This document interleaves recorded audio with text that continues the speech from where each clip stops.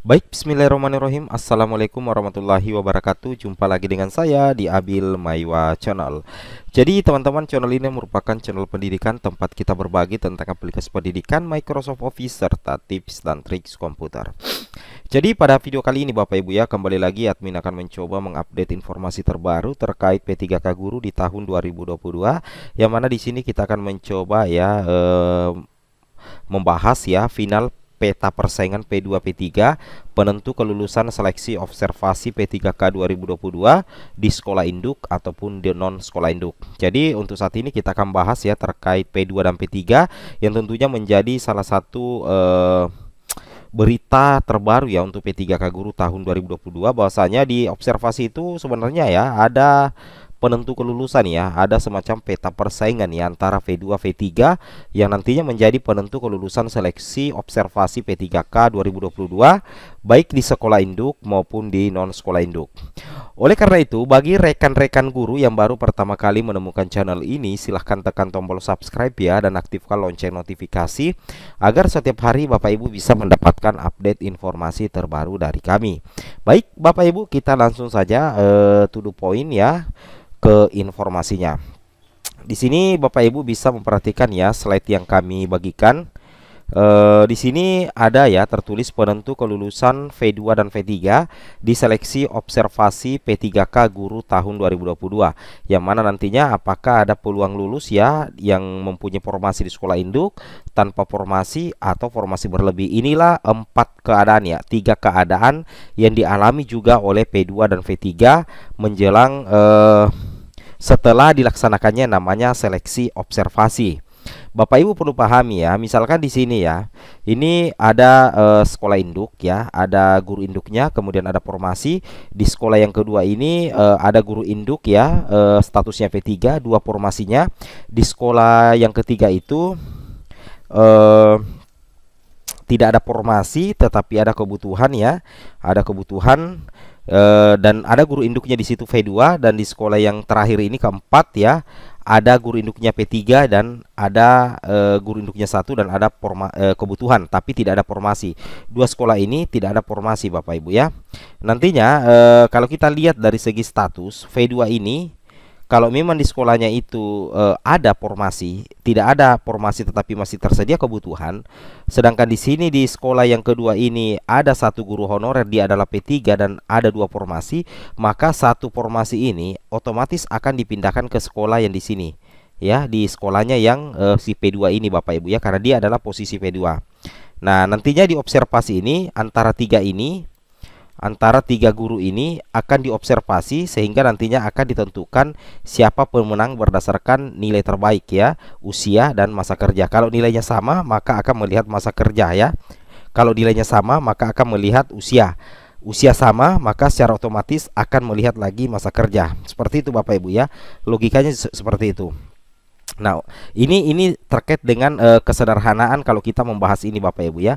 Namun di sini Bapak Ibu bisa melihat ya, ini adalah 3 urutan pengisian formasi P3K di tahun 2022 ya. Di sini kita lihat ya, di guru induk ini ada 1 sekolah, 2 formasi yang tersedia dan 4 guru induknya, guru honorer induk, yang mana dari keempat guru honorer induk tersebut ada 1 guru honorer yang statusnya P2, sedangkan 3 diantara ini adalah P3 dan P3. Pak Mamat ini adalah P2, Bu Nana adalah P3, Pak Roni adalah P3 dan Bu Sintia itu adalah V3 Bapak Ibu ya.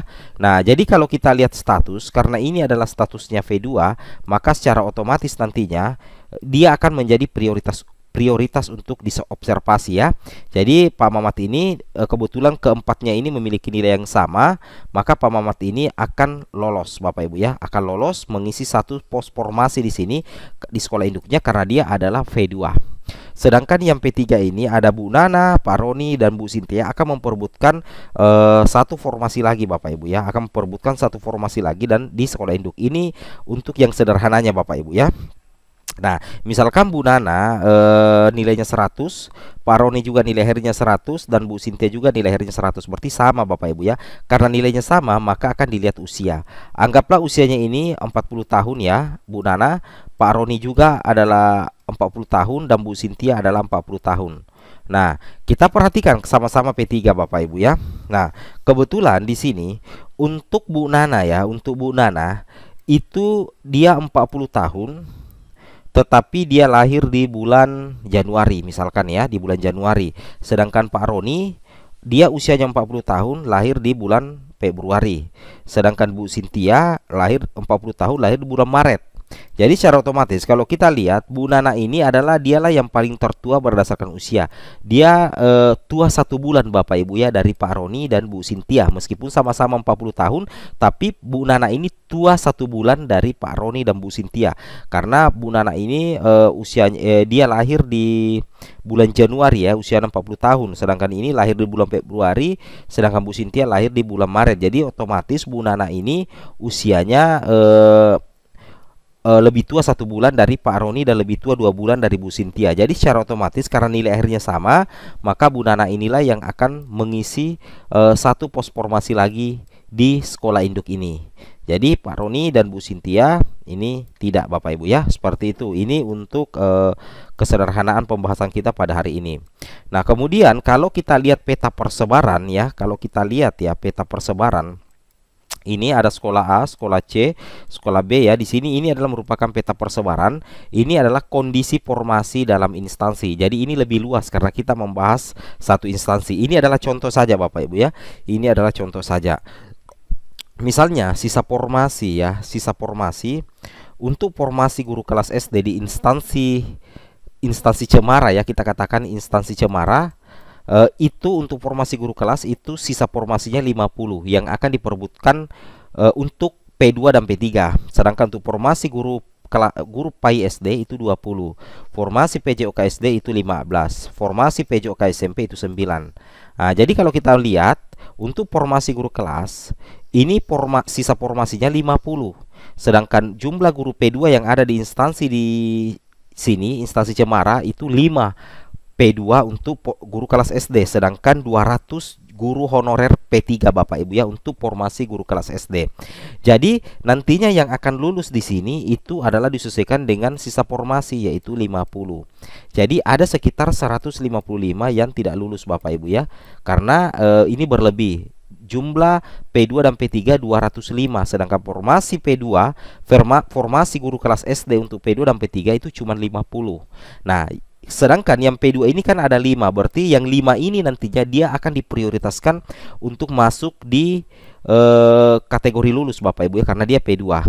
Nah, jadi nantinya ada 155 P3 yang kemungkinan besar tidak lulus Bapak Ibu ya, kalau modelnya seperti ini. Saya rasa sudah dipaham ya. Kemudian untuk formasi guru PAI SD, formasinya ini sisa formasi itu 20. Jumlah P2-nya tidak ada. Sedangkan jumlah P3 itu 50. Jadi nantinya yang lulus itu 20 Bapak Ibu ya.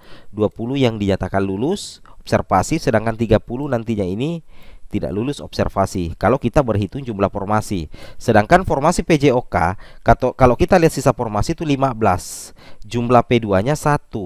Jumlah P3 14. Kalau nilainya semua ini maksimal, maka kesemuanya ini akan terangkat ya.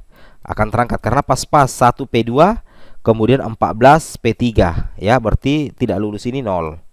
Nah, sedangkan yang formasi PJOK SMP jumlah formasinya itu adalah 9, jumlah P2 0, jumlah P3 9. Kalau observasinya bagus dan memuaskan, maka ke-9 guru P3 ini akan lolos untuk mengisi formasi PJOK SMP. Sedangkan tidak lulus nantinya 0 Bapak Ibu ya, karena tidak berlebih. Jadi ini kalau posisi seperti ini aman ya.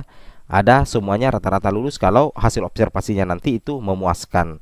Logikanya seperti itu Bapak Ibu ya. Itu yang harus Bapak Ibu pahami terkait peta persaingan untuk seleksi observasi.